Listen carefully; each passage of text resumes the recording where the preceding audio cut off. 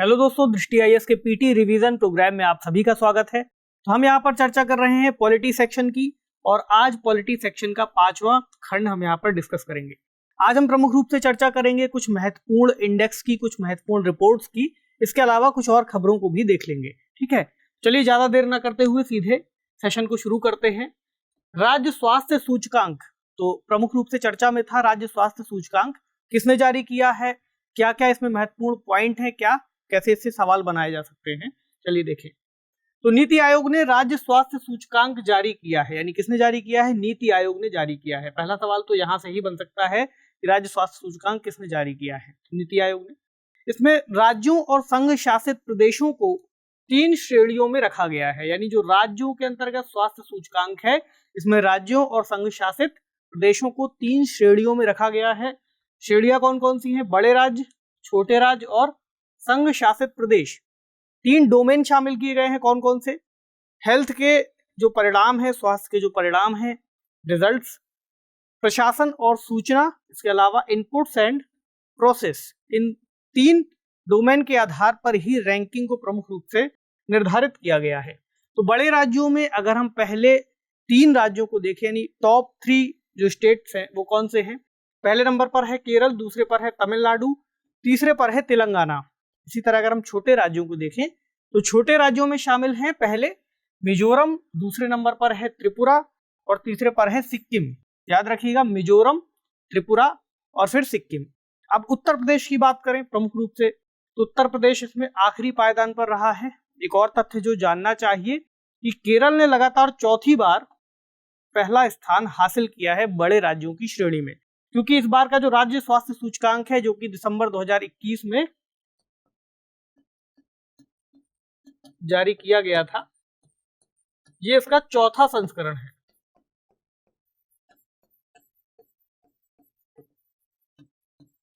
और इसकी शुरुआत कब से हुई है, 2017 से। ठीक, चलिए संघ शासित प्रदेशों को देखें तो इसमें दादरा एवं नगर हवेली और दमन एवं दीव ये पहले नंबर पर है, चंडीगढ़ दूसरे नंबर पर है और लक्षद्वीप तीसरे नंबर पर है। ठीक, इसके अलावा पश्चिम बंगाल इस सूचकांक में शामिल नहीं हुआ है, ये वाली बात भी याद रखनी चाहिए। एक और सूचना, यानी लद्दाख के जो आंकड़े हैं वे उपलब्ध ना होने के कारण लद्दाख को इसमें शामिल नहीं किया गया। और भारत में जो स्वास्थ्य है, आप सभी जानते हैं कि स्वास्थ्य राज्य सूची का एक विषय है। तो 3 सूचियां हैं 7वीं अनुसूची के अंतर्गत, संघ सूची, राज्य सूची और संवर्ती सूची। तो संघ सूची में केंद्र सरकार नियम बनाती है, जो राज्य सूची के विषय है उसमें राज्य सरकारें बनाती हैं, और जो संवर्ती सूची है उसमें केंद्र और राज्य दोनों ही सरकारें नियम बना सकती हैं। लेकिन यदि कोई क्लैश होता है तो फिर केंद्र सरकार के द्वारा बनाई गई जो विधि है वो मान्य होती है। ठीक, चलिए, तो सूचकांक के जरिए राज्यों के बीच एक स्वस्थ प्रतिस्पर्धा का विकास हो सकेगा। अगर कोई स्टेटमेंट बन के आ जाए कि इससे क्या लाभ होगा, तो स्वस्थ प्रतिस्पर्धा होगी। जैसा हमने डिस्कस किया कि 2017 से संकलित और प्रकाशित किया जा रहा है, और इस बार ये 4था संस्करण हम यहाँ पर डिस्कस कर रहे हैं। असल में 15वें वित्त आयोग ने स्वास्थ्य को समवर्ती सूची में शामिल करने की सिफारिश की थी, और ये 7वीं अनुसूची के अंतर्गत 3 सूचियां शामिल की गई हैं। तो सवाल क्या बन सकता है, सवाल देखें, राज्य स्वास्थ्य सूचकांक के संदर्भ में निम्नलिखित कथनों पर विचार कीजिए। पहला स्टेटमेंट क्या कहता है, इसे नीति आयोग द्वारा जारी किया जाता है। दूसरा, बड़े राज्यों की श्रेणी में तमिलनाडु पहले स्थान पर है। याद रखिएगा, 4थे संस्करण पर ही ये सवाल आधारित है, तो इसमें कहा गया है दूसरे स्टेटमेंट में कि तमिलनाडु पहले स्थान पर है। और तीसरा स्टेटमेंट कहता है कि सूचकांक में लक्षद्वीप के आंकड़े उपलब्ध न होने के कारण इसे शामिल नहीं किया गया है। आपको बताना है कि कौन सा या कौन से कथन सही नहीं है, केवल 1 और 2, केवल 2 और 3, केवल 1 और 3 या फिर उपयुक्त सभी। तो कमेंट सेक्शन में जल्दी से इसका जवाब दीजिए। हम बढ़ते हैं अगली खबर पर। अगली खबर है महत्वपूर्ण डार्कथॉन 2022। तो डार्कथॉन क्या है, क्या प्रमुख बातें हैं इसके अंतर्गत। तो डार्कथॉन की शुरुआत की थी नारकोटिक्स कंट्रोल ब्यूरो ने, जो कि भारत के अंतर्गत ड्रग्स यानी दवाओं से संबंधित या अन्य तरह के जो मादक पदार्थ हैं उनसे संबंधित जो नियामक की भूमिका है उसको एक तरह से निभाता है। तो इसने क्या किया था, साइबर विशेषज्ञों के लिए डार्क वेब में गुमनाम बाजारों की पहचान को उजागर करने के लिए इस डार्कथॉन पहल को शुरू किया था। थोड़ा सा टफ लग रहा होगा, आसान करके समझते हैं।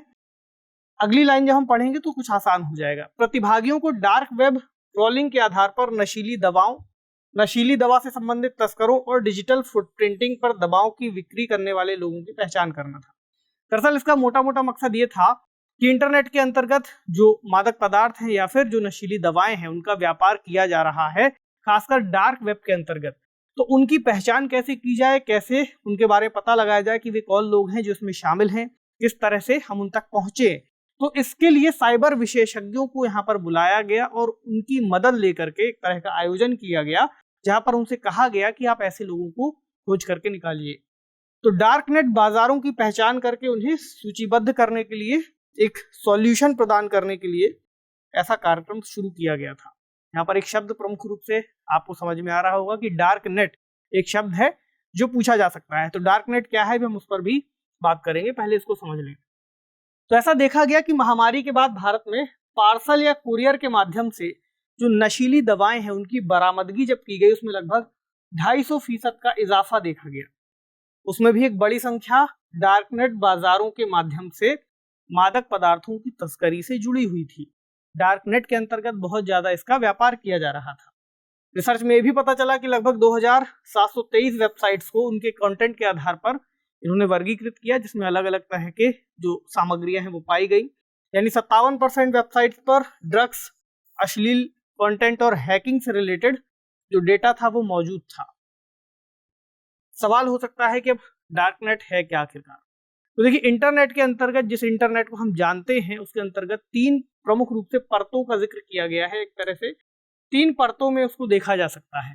पहली परत वो है जो कि सार्वजनिक है, यानी कि ऐसी परत जिसके अंतर्गत हम गूगल, अमेजॉन, फेसबुक या किसी भी अन्य तरह की वेबसाइट्स का उपयोग करते हैं, ट्विटर हो गई, ठीक। लेकिन ये जो परत है ये पूरे इंटरनेट का केवल 4% हिस्सा ही बना पाती है। बाकी की जो लेयर्स हैं जहां पर सामान्य यूजर्स की पहुंच नहीं है, वो कहां आती है उसको देखें। जो सेकेंड लेयर मानी गई है वो है डीप वेब की। डीप वेब जो कि सामान्य एक्सेस से थोड़ा सा बाहर है, एक ऐसा नेटवर्क है जहां से डेटा को अप्राप्त डेटाबेस में संग्रहित किया जाता है, यानी कि ऐसी जगह पर स्टोर किया जाता है जो सामान्यतः गूगल जैसे सर्च इंजन के जरिए उन तक नहीं पहुंचा जा सकता, ठीक। तो इसका उपयोग लोगों के लिए एक विशिष्ट समूह तक पहुंच प्रदान करने के लिए किया जाता है। कुछ खास तरह की चीजें हैं, खास तरह की गतिविधियां हैं जो यहाँ पर होती हैं। तो डेटा आमतौर पर संवेदनशील और निजी हो सकता है, जैसे कि सरकारी निजी डेटा, बैंकों का डेटा, क्लाउड डेटा, जिसका सीधा एक्सेस हम लोगों को तो नहीं मिलता। यानी कोई भी सामान्य यूजर ऐसे नहीं कि किसी बैंक का सर्वर हैक कर लेगा। तो वो जो डेटा है वो जाता कहाँ है, तो वो एक तरह से डीप वेब के अंतर्गत जाता है, जो सेकेंड लेयर मानी गई है। और तीसरी लेयर जो डीप वेब के अंतर्गत आती है वो है डार्क नेट। तो इसको डीप वेब के एक भाग के रूप में भी जाना जाता है, और ये इंटरनेट पर निर्मित एक ऐसा नेटवर्क है जो इनक्रिप्टेड है।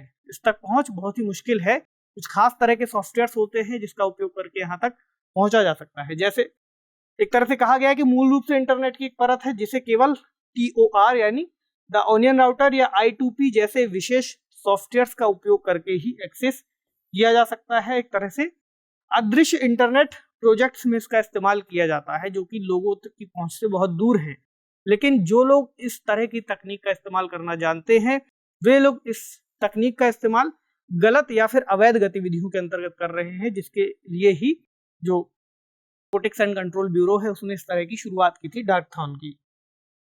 तो सूचना प्रौद्योगिकी अधिनियम 2000 जो है भारत के अंतर्गत साइबर क्राइम से संबंधित है, और इलेक्ट्रॉनिकी और सूचना प्रौद्योगिकी मंत्रालय के अंतर्गत ये सभी जो कार्यक्रम है, जो ऑपरेशंस है वो आते हैं।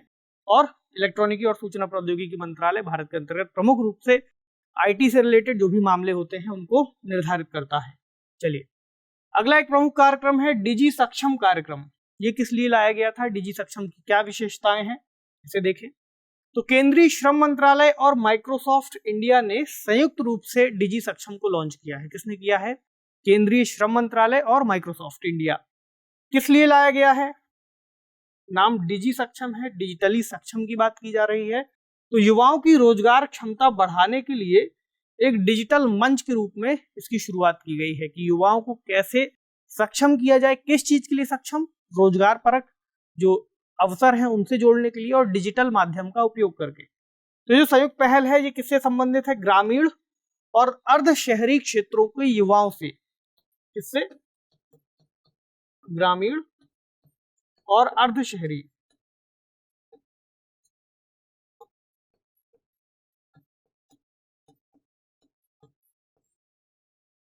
पहले साल में क्या कहा गया है, 3 लाख से अधिक युवाओं को बुनियादी कौशल के साथ साथ जो एडवांस कंप्यूटिंग और डिजिटल कौशल है वो भी सिखाया जाए और वो भी मुफ्त में सिखाया जाए। कुछ और बातें, तो वंचित समुदायों से संबंधित अर्ध शहरी क्षेत्रों के नौकरी चाहने वाले जो लोग हैं, खासकर वो लोग जिनको कोविड-19 के वजह से उनको नौकरियां गंवानी पड़ी, तो उन लोगों को नौकरियों में प्राथमिकता दी जाएगी। इसके अलावा कुछ सेंटर्स स्थापित किए गए हैं खासतौर से SC/ST समुदाय के लिए, जिसे कहा गया है मॉडल करियर सेंटर और राष्ट्रीय करियर सेंटर। यहाँ पर प्रशिक्षण यानी कि ट्रेनिंग वगैरह दी जाएगी ताकि वो डिजिटल रूप से रोजगारों से जुड़ सके, रोजगारों को खोज सके। ठीक, तो राष्ट्रीय करियर सेवा पोर्टल एक तरह का वन स्टॉप समाधान है। भारत के नागरिकों को रोजगार और करियर से संबंधित सेवाओं की एक विस्तृत श्रृंखला प्रदान करता है राष्ट्रीय करियर सेवा। इसका कार्यान्वयन कौन कर रहा है, पूछा जा सकता है, श्रम और रोजगार मंत्रालय। तो याद रखिएगा इस पहल का ये मकसद है। ठीक, चलिए अब बढ़ते हैं इंडेक्सेस की तरफ। क्या क्या प्रमुख इंडेक्स आए हैं। पहला ऊर्जा जलवायु सूचकांक किसने जारी किया है, तो इसको जारी किया है नीति आयोग ने। पहला ऊर्जा जलवायु सूचकांक। State energy and climate index, इसको कहा गया है राउंड 1, इसका पहला राउंड जारी किया गया है। तो इसके अंतर्गत ऊर्जा दक्षता और क्लाइमेट रेजिलियंस पर फोकस किया जा रहा है और यह ऐसा करने वाला देश का पहला इंडेक्स निकाला गया है। इसमें राष्ट्रीय औसत स्कोर कितना है, 40.6। इसका मतलब ये रहा कि केवल आधे राज्य ही इसको पार कर सके हैं, यानी केवल आधे राज्यों ने ही इसमें बेहतर प्रदर्शन किया है। तो बड़े राज्यों, छोटे राज्यों और यूटीज में इसको डिवाइड करके रैंकिंग दी गई है, जैसा हमने पिछले वाले में देखा था। तो नीति आयोग मोस्टली इसी तरीके से जो है रैंकिंग्स वगैरह दे रहा है। तो बड़े राज्यों में जो स्कोर है 50.1 का स्कोर प्राप्त किया है किसने, गुजरात ने, और गुजरात इसके अंतर्गत सबसे आगे है, पहले स्थान पर है। छोटे राज्यों में कितना स्कोर है हाईएस्ट, 51.4, किसका है, गोवा का। गोवा ऊर्जा जलवायु सूचकांक के अंतर्गत जो पहला आया है, छोटे राज्यों के अंतर्गत पहले स्थान पर है, और गुजरात बड़े राज्यों के अंतर्गत पहले स्थान पर है। यूटीज में कौन है आगे, चंडीगढ़। चंडीगढ़ संघ शासित प्रदेशों के अंतर्गत पहले स्थान पर है। छत्तीसगढ़ को देखें तो छत्तीसगढ़ इसमें सबसे निचले पायदान पर है। इसमें 6 पैरामीटर्स में परफॉर्मेंस के हिसाब से इसको बनाया गया है। 6 पैरामीटर्स डिसाइड किए गए हैं जिसके आधार पर ये रैंकिंग निर्धारित की गई है। कौन कौन से हैं पैरामीटर्स, ऊर्जा वितरण कंपनियों का प्रदर्शन, ऊर्जा तक पहुंच, उसकी वहनीयता और विश्वसनीयता, स्वच्छ ऊर्जा से जुड़े इनिशिएटिव, ऊर्जा दक्षता यानी एनर्जी एफिशिएंसी, पर्यावरणीय सततता और कुछ नए इनिशिएटिव्स। तो इनमें जिस राज्य ने बेहतर कार्य किया है उसको भी यहाँ पर मजबूत रैंकिंग दी गई है। और याद रखिएगा इस तरह के जो इसके अंतर्गत घटक होते हैं वो भी प्रश्न में पूछ लिए जाते हैं कि कौन सा उप घटक या घटक इसके अंतर्गत शामिल है। ठीक है, अभी आगे हम कुछ क्वेश्चन में देखेंगे भी। इसमें ये जो सूचकांक है इसको फ्रंट रनर, अचीवर्स और एस्पिरेंट के अंतर्गत भी राज्यों को बांटा गया है कि किस राज्य की कैसी परफॉर्मेंस है। तो फ्रंट रनर में कौन से राज्य हैं, गुजरात, केरल और पंजाब जैसे राज्य। अचीवर्स में रखा गया है उत्तर प्रदेश को। उत्तर प्रदेश का कुल स्कोर कितना है, 41, और इसकी रैंकिंग है 13वीं। उत्तर प्रदेश चूंकि प्रमुख राज्य है इसलिए इसको भी जानना चाहिए। उत्तर प्रदेश की नई इनिशिएटिव्स पैरामीटर्स में दूसरी रैंकिंग है। यूपी का एग्जाम भी नजदीक हो सकता है, उसमें पूछ लिया जाए। ठीक, चलिए अगला है ग्लोबल इनोवेशन इंडेक्स 2021, महत्वपूर्ण इंडेक्स में से एक। तो ग्लोबल इनोवेशन इंडेक्स यानी GII 2021 रैंकिंग जारी की गई थी, जिसमें भारत ने सुधार के साथ 46वें स्थान पर कब्जा किया था। भारत ने अपने कुछ जो स्थान है उसमें सुधार किया था और भारत इसमें 46वें पायदान पर था। इसको कौन जारी करता है, विश्व बौद्धिक संपदा संगठन यानी विपो। और विपो किसके अंतर्गत आता है, यूनाइटेड नेशंस की एक विशेष एजेंसी है विपो। तो विश्व की 132 अर्थव्यवस्थाओं की नवाचार और समृद्ध विश्लेषण के आधार पर ये जो रैंकिंग है ये प्रदान की जाती है। उनकी आर्थिक गतिविधियों के अंतर्गत किस तरह से इनोवेशंस को बढ़ावा दिया जा रहा है इन्हें शामिल करते हैं। तो इसमें लगभग 80 संकेतक शामिल हैं। तो इसमें नवाचार इनपुट और आउटपुट में समायोजित करके इसको मापा जाता है, नवाचार इनपुट और नवाचार आउटपुट। नवाचार इनपुट में क्या क्या प्रमुख बातें हैं, जैसे संस्थान, मानव पूंजी, अनुसंधान, आधारभूत संरचना यानी इंफ्रास्ट्रक्चर, बाजार परिष्कार, व्यावसायिक विशेषज्ञता यानी स्पेशलिस्ट कितने हैं, कितनी स्पेशलिटी है वहां पर। तो ये जो इनपुट के पैमाने हैं वो ये हिसाब से रखे गए हैं। नवाचार के लिए आउटपुट के पैमाने कौन से हैं, नॉलेज, टेक्नोलॉजी आउटपुट और रचनात्मक आउटपुट यानी क्रिएटिव आउटपुट। ये कुछ प्रमुख बातें हैं जो हमें जाननी चाहिए।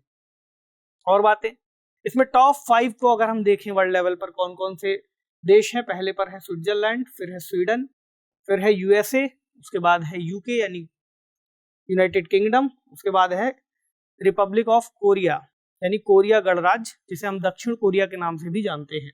तो कोरिया गणराज्य पहली बार टॉप 5 के देशों में शामिल हुआ है। इसके पहले जो बाकी देशों का आप नाम देख रहे हैं वो शामिल इस तरह से हो चुके हैं।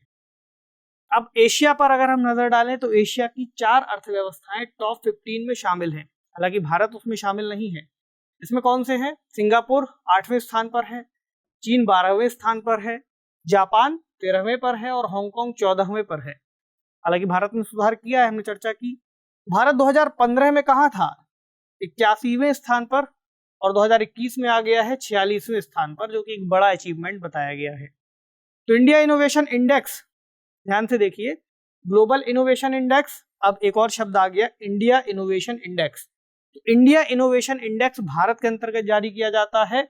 इसको भी ग्लोबल इनोवेशन इंडेक्स की तर्ज पर ही जारी किया गया है। और कौन जारी कर रहा है, नीति आयोग ने इसको विकसित किया है इंडिया इनोवेशन इंडेक्स को। ठीक, चलिए एक सवाल देखें, सवाल सीधा सा है जो कि इस तरह से पूछे भी जाते हैं। ग्लोबल इनोवेशन इंडेक्स यानी GII में कौन सा नवाचार इनपुट शामिल नहीं है? ऑप्शन संस्थान, मानव पूंजी और अनुसंधान, आधारभूत संरचना या फिर शिष्टाचार। आपको कमेंट सेक्शन में इसका जवाब देना है। चलिए अगला सूचकांक है मानव विकास सूचकांक यानी ह्यूमन डेवलपमेंट इंडेक्स 2020 का सूचकांक है। देखें क्या क्या प्रमुख बातें हैं इसमें। तो इसमें जो पहला स्थान है वो है नॉर्वे का, और भारत की रैंकिंग कितनी है, 131वीं। कुल कितने देशों में, 189 यानी 189 देशों में। लास्ट पर कौन आया है, नाइजर। कौन जारी करता है इस रिपोर्ट को, ह्यूमन डेवलपमेंट इंडेक्स को, यूनाइटेड नेशंस डेवलपमेंट प्रोग्राम यानी UNDP, संयुक्त राष्ट्र विकास कार्यक्रम। पूछा जा सकता है कौन कौन से इसमें पैमाने हैं, पहला है स्वास्थ्य, शिक्षा और जीवन स्तर। ठीक है, चलिए देखें थोड़ा सा। तो भारत की रैंक कितनी है, 131। भारत का एक पड़ोसी भी है बांग्लादेश, वो है 133वें नंबर पर। यहां पर आप चाहें तो इसके अलग अलग जो पैमाने हैं उसके आधार पर देख सकते हैं कि कितनी रैंकिंग, किसके लिए कितना स्कोर वगैरह दिया गया है। लाइफ एक्सपेक्टेंसी के लिए, एक्सपेक्टेड ईयर्स ऑफ स्कूलिंग के लिए, मीन ईयर ऑफ स्कूलिंग के लिए और ग्रॉस नेशनल इनकम के लिए, तो अलग अलग स्कोर यहाँ पर दिखाया गया है। चलिए सवाल है मानव विकास सूचकांक 2020 में भारत किस पायदान पर है।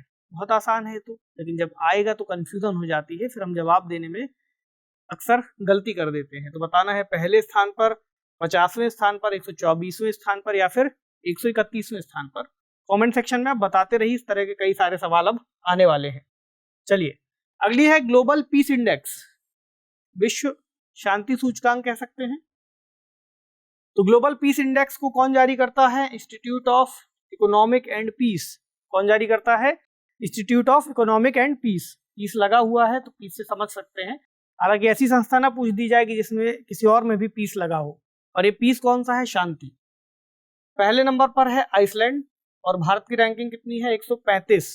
तो हम सीधे कुछ जो भी महत्वपूर्ण इंडेक्सेस हैं उनके प्रमुख बातों को ही यहाँ पर डिस्कस करेंगे। तो यहाँ पर आपको टॉप 10 की सूची मिल जाएगी, कौन कौन से देश सबसे ज्यादा शांति वाले देश हैं। पहले नंबर पर है आइसलैंड, फिर न्यूजीलैंड, डेनमार्क, पुर्तगाल, स्लोवेनिया, ऑस्ट्रिया, स्विट्जरलैंड, आयरलैंड, चेक रिपब्लिक और कनाडा। टॉप 10 हो गए। कब के हैं ये, 2021 के। अच्छा 2022 की भी सूची आ गई है, इसको भी देख लें। तो ग्लोबल पीस इंडेक्स 2022 पहले नंबर पर कौन है, आइसलैंड। उसका पॉपुलेशन वगैरह यहाँ पर दी हुई है लेकिन बहुत महत्वपूर्ण नहीं है। आइसलैंड, फिर न्यूजीलैंड, फिर पुर्तगाल, फिर ऑस्ट्रिया, फिर डेनमार्क, फिर कनाडा और अंत में 139वीं रैंक है भारत। ठीक, यहाँ पर देखिए भारत की रैंक 135वीं थी 2021 वाले में, अब भारत में शांति थोड़ी सी और कम हो गई है, 139वें नंबर पर पहुंच गया है। चलिए सवाल, ग्लोबल पीस इंडेक्स कौन जारी करता है, जल्दी से बताइए। विश्व bank, institute of economic and peace, अंतरराष्ट्रीय मुद्रा कोष या फिर एमनेस्टी इंटरनेशनल। ठीक, चलिए वर्ल्ड प्रेस फ्रीडम इंडेक्स 2022 जारी हो गई है, बहुत महत्वपूर्ण है, प्रेस मीडिया की आजादी। तो कौन जारी करता है, रिपोर्टर्स विदाउट बॉर्डर्स, यानी ऐसे रिपोर्टर्स जो किसी बॉर्डर्स के यानी सीमाओं के बिना है, इस हिसाब से उसको याद रखिए, रिपोर्टर्स विदाउट बॉर्डर। पहले स्थान पर कौन है, नॉर्वे, और भारत की रैंक कितनी है, 150। कितने देशों में, 180 देशों में। हमारा पड़ोसी चीन कहां पर है, वहां पर तो और ही खराब स्थिति है, 175। पाकिस्तान की 157। रूस ने चूंकि यूक्रेन पर हमला किया तो रूस के अंतर्गत जो स्थितियां हैं वो 155वीं रैंक पर लाती हैं रूस को, और यूएसए यहां पर 42वें नंबर पर है। ठीक, चलिए अगली है करप्शन परसेप्शन इंडेक्स 2021, इसको देखें। तो करप्शन परसेप्शन इंडेक्स कौन जारी करता है, ट्रांसपेरेंसी इंटरनेशनल। कौन जारी करता है, ट्रांसपेरेंसी इंटरनेशनल। पहले स्थान पर कौन है, न्यूजीलैंड, फिनलैंड और डेनमार्क, तीनों को ही पहली रैंक दी गई है, याद रखिएगा। यहाँ पर इस सूची में आप देख सकते हैं डेनमार्क, फिनलैंड और न्यूजीलैंड, तीनों की रैंक क्या है, 1, और तीनों का स्कोर बराबर है यानी 88। उसके बाद है नॉर्वे, चौथे नंबर पर भी 3 देशों को रखा गया है, नॉर्वे, सिंगापुर और स्वीडन। 7वें नंबर पर है स्विट्जरलैंड। 8, 9, 10 में है नीदरलैंड, लग्जमबर्ग और जर्मनी। भारत कहाँ आता है, भारत का स्कोर है 40 और भारत आता है 85वीं रैंक पर यानी 85। ठीक, चलिए अगली है ease of doing business index 2020 की रिपोर्ट है। क्या क्या बताया गया है इसमें, तो ईज ऑफ डूइंग बिजनेस यानी व्यापार सुगमता कौन जारी करता है, वर्ल्ड बैंक। महत्वपूर्ण है यह रिपोर्ट, पूछी जाती है। इसमें पहले नंबर पर कौन है, न्यूजीलैंड है, और भारत की रैंकिंग कितनी है, 63। 2020 के अंतर्गत जब रिपोर्ट बनी थी तो 63 रैंकिंग थी। चीन की कितनी है, 31 यानी 31, और यूएसए की है 6। ठीक, तो कुछ और बातें इसके अंतर्गत देखें। जो इसके अंतर्गत प्रमुख हमने कहा था ना उपमानक कौन कौन से हो सकते हैं, तो उद्योग एवं आंतरिक व्यापार संवर्धन विभाग DPIIT अब प्रमुख रूप से फोकस करने जा रहा है इन पर, और पूरे अगर हम मिला करके देखें तो इन सभी को मिला सकते हैं कि करके देखते हैं। तो ईज ऑफ डूइंग बिजनेस में जो वर्ल्ड बैंक है वो कितने मानकों को शामिल करता है, जैसे अनुबंधों को लागू करना, दिवाला समाधान, व्यवसाय शुरू करना, संपत्ति का पंजीकरण, करों का भुगतान, सीमा पार व्यापार, इसके अलावा निर्माण परमिट, बिजली प्राप्त करना, ऋण प्राप्त करना और अल्पसंख्यक निवेशकों की रक्षा करना। ये जो सभी बातें हैं ये व्यापार सुगमता से संबंधित है, यानी इन बातों में जितनी आसानी होगी, इस तरह के मानकों में जितनी सुविधा देगी सरकार, उतना ही लोगों को व्यापार शुरू करना आसान होगा। तो इसी के आधार पर ये जो पैमाने हैं रिपोर्ट बनाई जाती है। एक सवाल पूछा गया था प्रमुख रूप से यूपीएससी सिविल सर्विस एग्जाम के अंतर्गत 2019 का आई थिंक ये पेपर है। निम्नलिखित में से कौन सा एक विश्व बैंक के कारोबार सुगमता सूचकांक यानी ease of doing business index का उप सूचकांक नहीं है। यहाँ पर पूछा गया था कौन सा उप सूचकांक नहीं है, कानून और व्यवस्था बनाए रखना, करों का भुगतान करना, संपत्ति का पंजीकरण कराना या फिर निर्माण परमिट संबंधी कार्य। तो इसका जो सही जवाब है ऑप्शन ए। ठीक, चलिए अगली जो रिपोर्ट है वैश्विक प्रतिस्पर्धा रिपोर्ट 2019। क्या नाम है, वैश्विक प्रतिस्पर्धा रिपोर्ट। रिपोर्ट पर फोकस रखिएगा क्योंकि इसी तरह का अभी आपको एक और रैंकिंग है वो देखने को मिलेगी। तो वैश्विक प्रतिस्पर्धा रिपोर्ट कौन जारी करता है, वर्ल्ड इकोनॉमिक फोरम। पहले नंबर पर कौन है, सिंगापुर, और भारत की रैंकिंग कितनी है, 68। 2019 की ये रैंकिंग है। सवाल पूछा जा चुका है वैश्विक प्रतियोगिता रिपोर्ट, इस तरीके से लिखा था यूपीएससी ने, यानी ग्लोबल कॉम्पिटिटिवनेस रिपोर्ट कौन प्रकाशित करता है, अंतर्राष्ट्रीय मुद्रा कोष, संयुक्त राष्ट्र व्यापार एवं विकास सम्मेलन, विश्व आर्थिक मंच या फिर विश्व बैंक। सही जवाब विश्व आर्थिक मंच। ठीक है, यहाँ देखिए रिपोर्ट की बात है। अब अगला देखिए, अगला है विश्व प्रतिस्पर्धात्मक रैंकिंग 2021 की जारी की गई थी। यहाँ रैंकिंग की बात है इसलिए ज्यादा कंफ्यूज नहीं होइएगा। तो इसे कौन जारी करता है, international institute for management development यानी IMD और इसमें भारत की रैंकिंग कितनी है? 43। याद रखिएगा, कौन जारी करता है? विश्व आर्थिक मंच, ठीक है, रिपोर्ट। और रैंकिंग कौन जारी करता है? IMD। भारत की रैंकिंग है 43। पहले नंबर पर कौन है? पहले नंबर पर है स्विट्जरलैंड, दूसरे नंबर पर है स्वीडन और तीसरे नंबर पर है डेनमार्क। ठीक, चलिए एक सवाल भी इससे बना लें। सवाल है, विश्व प्रतिस्पर्धात्मकता रैंकिंग कौन जारी करता है? विश्व बैंक, विश्व आर्थिक मंच, अंतर्राष्ट्रीय मुद्रा कोष या फिर international institute for management and development? Comment section में जवाब दे दीजिए, बहुत ही आसान है। तो आज के सेशन में हमने जो जो प्रमुख इंडेक्सेस और खबरों पर चर्चा की है उनको एक बार जरूर से रिवाइज कीजिए। उसका डेटा देखते रहिए कि कौन कौन से उसके उप मानक हो सकते हैं या फिर किस किस मानकों के आधार पर वह रिपोर्ट्स बनाई जा रही हैं, कौन जारी कर रहा है, भारत की कितनी रैंकिंग है। कुछ की हमने यहाँ पर चर्चा कर ली है, बाकी आप अपने स्तर पर भी तैयारी कीजिए, बहुत ही कम दिन बाकी हैं। तो पढ़ते रहिए, ख्याल रखिए, शुक्रिया।